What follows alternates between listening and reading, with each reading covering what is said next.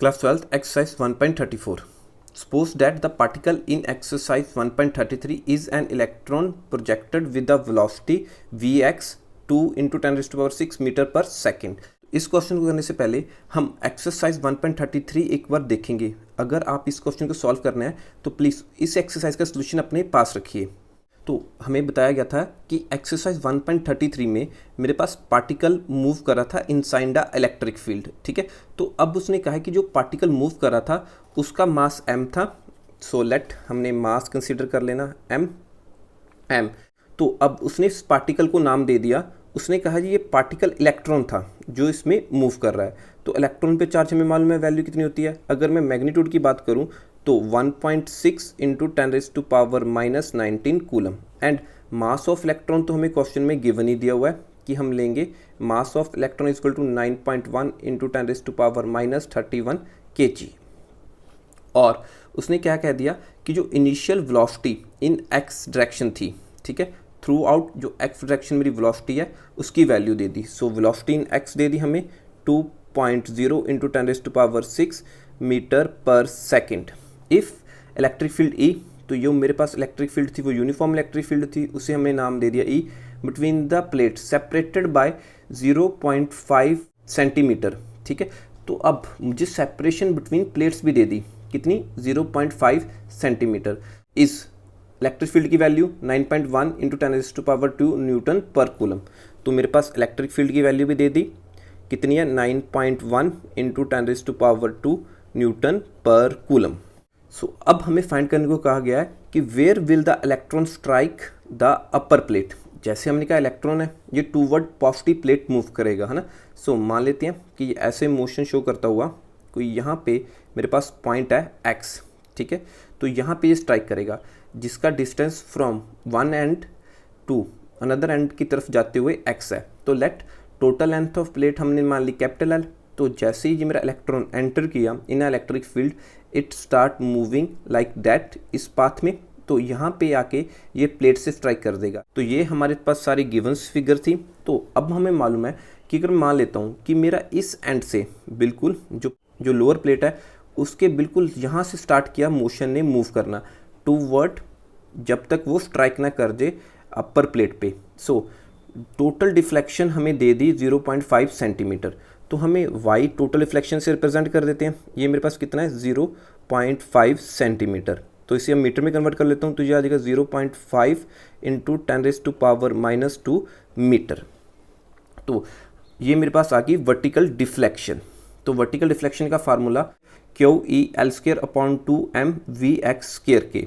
तो यहाँ पे अब हम वहाँ तक देखेंगे लेंथ को जब तक वो स्ट्राइक नहीं करता थ्रू द प्लेट। लेट वो डिस्टेंस हमने x माना था कि x डिस्टेंस पे वो स्ट्राइक कर जाएगा। सो हमारे पास L की जगह अब x सब्स्टिट्यूट कर देंगे। तो मेरे पास फार्मूला क्या आ जाएगा y is equal to QE x² upon 2m Vx का स्केयर। सो अब हमें निकालना है क्या x²। तो माई x² किसके इक्वल हो जाएगा y इंटू 2m Vx²।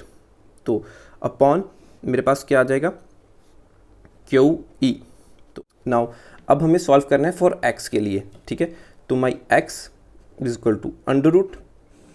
अब देखिए जो मेरा Vx इसके पास स्केयर है तो इसे मैं अंडर रूट से पहले ही बाहर निकाल लेता हूँ। लाइक है ना, Vx मैंने साइड में लिख लिया अंडर रूट से बाहर। तो मेरे पास क्या बचा अंडर रूट में 2m, ठीक है, y अपॉन QE। अब यहाँ पे हम वैल्यूज सब्स्टिट्यूट करना स्टार्ट कर देते हैं। तो my x is equal to under root 2m की वैल्यू मास ऑफ इलेक्ट्रॉन है। तो यहाँ पे मेरे पास मास ऑफ इलेक्ट्रॉन दिया हुआ है 9.1 into 10 raise to power minus 31 into y deflection.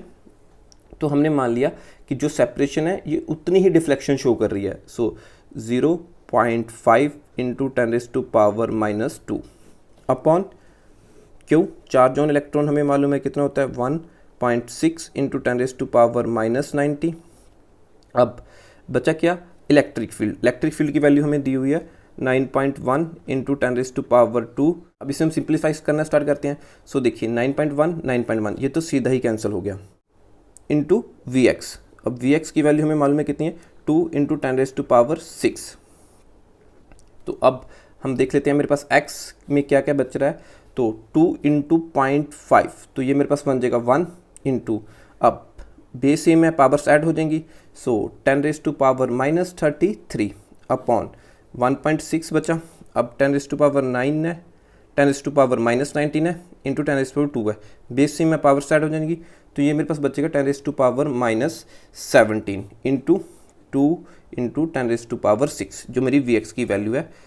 And अब इसे फर्दर सिंप्लीफाई करें, अब अगर मैं 1 को 1.6 से डिवाइड कर दूं तो मेरे पास आ रहा है 0.625 इंटू, अब देखिए जब मैं डिनोमिनेटर से ये ऊपर लेके जाऊंगा तो 17 पॉजिटिव का बन जाएगा, -33 प्लस 17, तो ये मेरे पास कितना बच जाएगा 10⁻−16 इंटू 2 इंटू 10⁻6।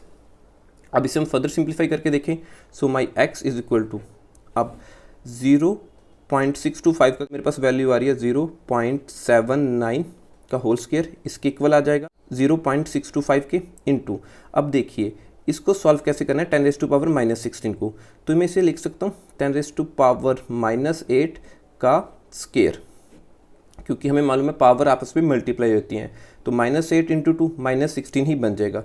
अब देखिए स्क्वायर से अंडर कैंसिल हो जाएगा, सो मेरे पास टर्म थी एक साथ 2 इंटू 10⁻6, जैसे ही हमारा अब स्क्वायर से अंडर कैंसिल हुआ तो my x is equal to 0.79 into 10⁻8 into 2 into 10⁻6।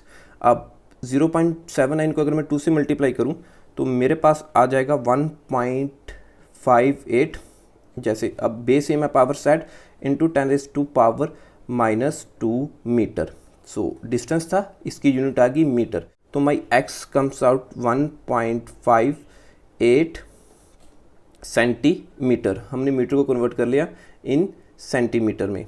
सो इसे फर्दर अगर मैं राउंड ऑफ करके लिखना चाहूँ तो ये मेरे पास अप्रॉक्स आ जाएगा 1.6 centimetre. So this is our answer कि ये 1.6 सेंटीमीटर के बाद प्लेट पे स्ट्राइक कर जाएगा।